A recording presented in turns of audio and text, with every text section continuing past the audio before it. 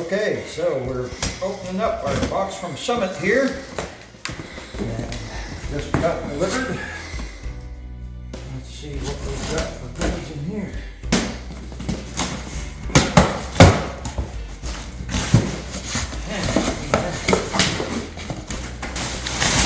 That's a package. We have one camshaft, fuel tank sending unit.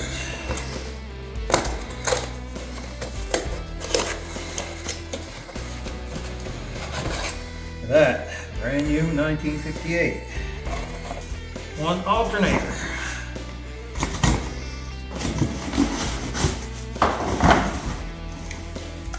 Brand new alternator. Good. And we have a dozen lifters for our camshaft. So we should be all set to finish painting the block and start reassembly. We also have a brand new Summit catalog. There.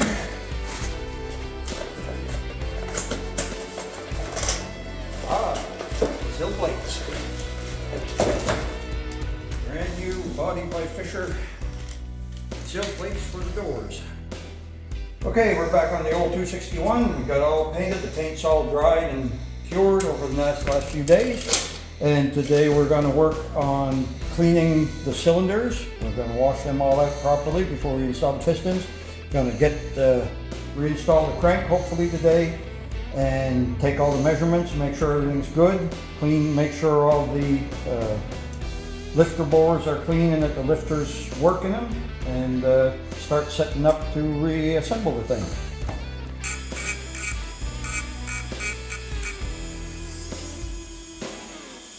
We cleaned up our workstation, mopped the floor, ready for reassembly. Figure things should be a little bit tidier.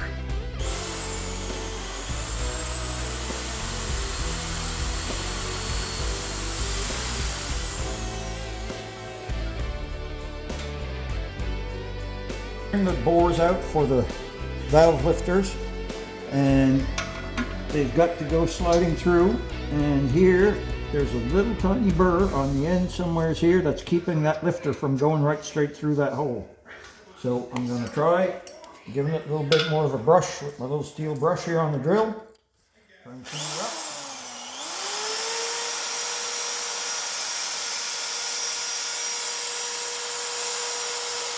All it takes sometimes is just a little old varnish from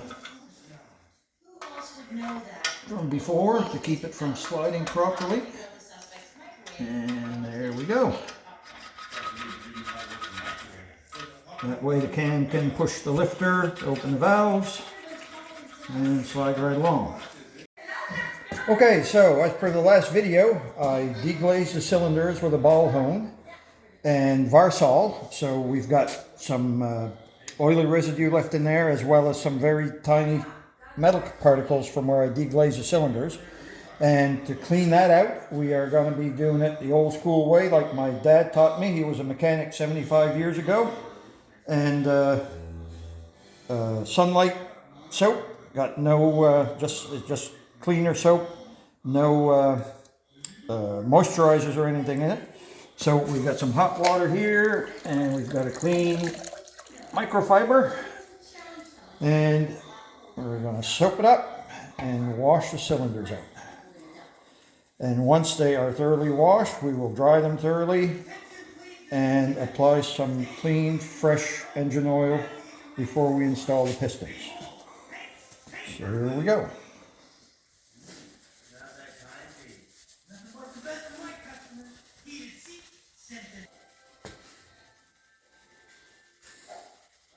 And we'll just repeat this process right across. Okay, so we're getting our crankshaft ready to reinstall in the block. So I'm just going to take a little bit of solvent here and wipe down all of the crank journals and make sure that they're really clean before we reinstall it. And as we install, I'll explain what I'm going to do to check the bearing clearances. Okay, so I am wiping down all of the main bearing journals to make sure that they're good and clean, and they are, and just giving the main bearings a little bit of a wipe and installing them back into their place. I've got them all marked. This was number 2, 1, 2, 3, and 4. So we're putting them all back in their original place. Make sure that they're all intact. We don't want to change the wear patterns on anything. And here's number 3. Number 3, this one here is a little bit different. You can see it's got sides to it. It's called the thrust bearing. And once it's in, it helps keep the crankshaft from moving back and forth. Okay, so we are installing the crankshaft in the 6-cylinder engine. We are going to check the main bearing clearances. So what I'm doing is I'm using this plastic gauge that we put the little strip. It's just this little green piece of plastic. You take and break it off into little pieces, and you set it where the main bearing is going to go. So it's going to get squished when you torque down the main bearing caps, and how much it gets squished tells you the clearance between the crankshaft and the bearing. Still not quite.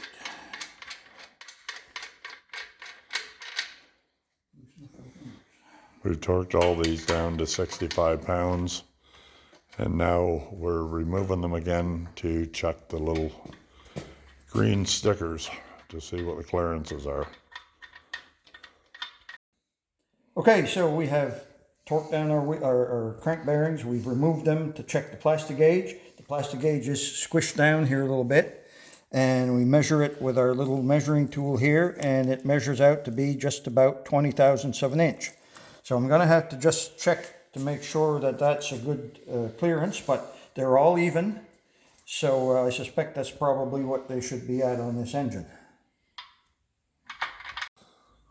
Okay, we have removed the crank. We're going to get ready for the final assembly. We're installing our rear main crankshaft seal, which is a rope seal. And so what we did is we soaked it for a few minutes in clean engine oil so that it's all soaked in and that it will stay lubricated so it won't be dry and leak oil once it's all installed. So I'm going to install it in the rear main bearing cap here, and it goes into this little groove like so. And they're a little bit longer, so what we've got to do is we've got to get it in there, and then we'll have to trim these ends off a little bit and have a nice tight seal. Okay, we are reinstalling our crank permanently, and I've applied some assembly lube on the main bearings in the engine. I'm applying some assembly lube on the cap bearings. You can see it's kind of gooey and sticky, so perfect for where this engine is not going to run for a little while anyways. This lube will stay on there, so by the time we get it going, it won't be dry. And I've also applied a little bit of gasket maker on this cap and this cap to prevent any oil from seeping out by where the cap bolts to the block. Okay, so we're ready for our final torque on our main bearing caps, and we're setting them down at 65 foot-pounds. So we're just going to go to the click, and there we go. Start usually kind of in the middle and work out to the ends. So I'll start on that rear bearing, I'll move to the next one up, and alternate, and I'll move back to the back. Like these, I'll just cross tighten here.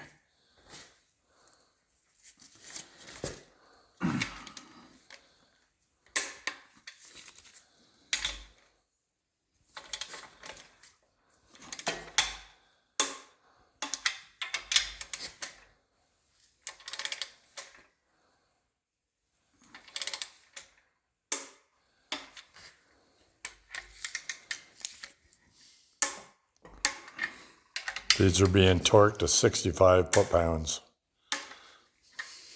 And there we go. We'll just double check them and we'll be all set. Okay, we're trying to install the crankshaft on the 261, and we're having a little bit of difficulty installing the rope seal for the rear main seal. The rope seal is so new and so tight that once we torque it down, we can't turn the crankshaft anymore. So we've got to try and see if we can figure out how to get that in there to shape that seal properly so it can allow the crankshaft to turn. And that's going to be our next step. We're down in JP's shop today, and he's ready to spray some of these parts. That's the bell housing, and you can see how it's taken back to 100% original. Just some miscellaneous parts here that are going to be green real soon. Okay, we have here the freshly restored exhaust manifold for the 261.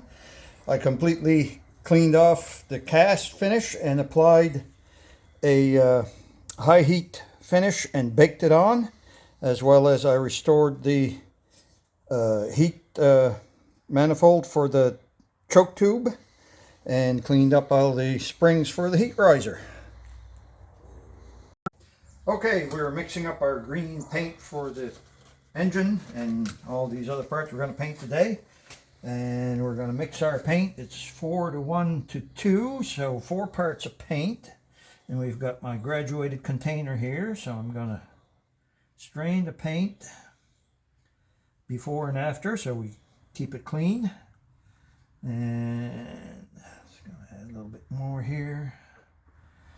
I'm going to mix enough to paint all our parts. Try not to make a big mess. Okay, so we've got our 1 part of paint. Now we are going to thin it down with some reducer to the next graduation. So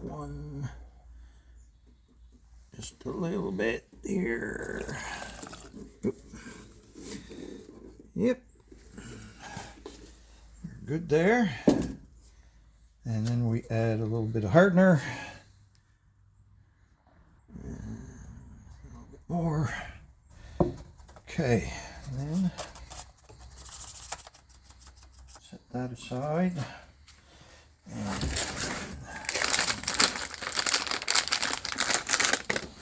quick stir. Guess you should do a warning, do not drink this. It is not St. Patrick's Day. Okay, and we're going to pour this into our little paint cup. Paint gun. Strain it again.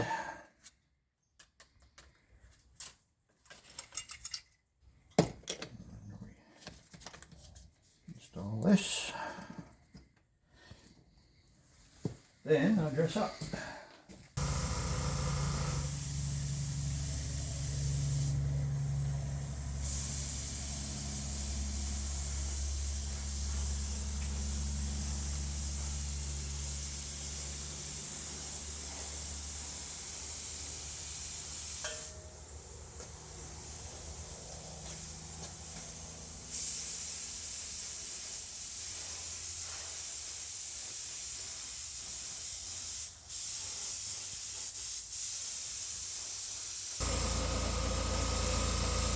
Every part for the engine is being individually painted so that when it puts it back together, all the bolts and everything will have the proper detail.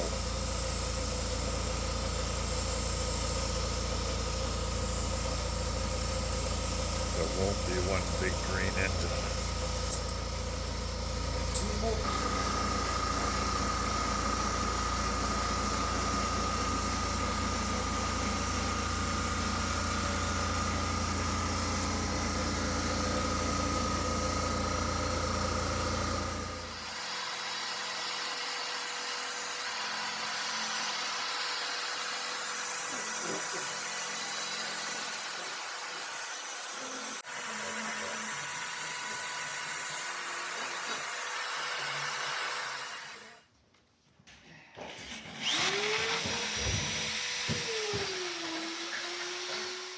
The old battery box here was kind of too far gone. So here we got this new one.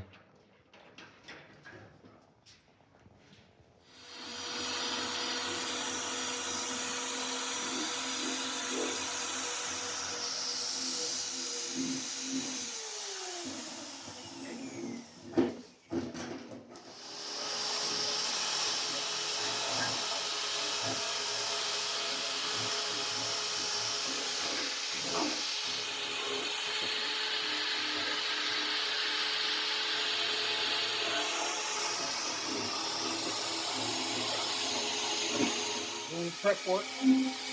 Yeah.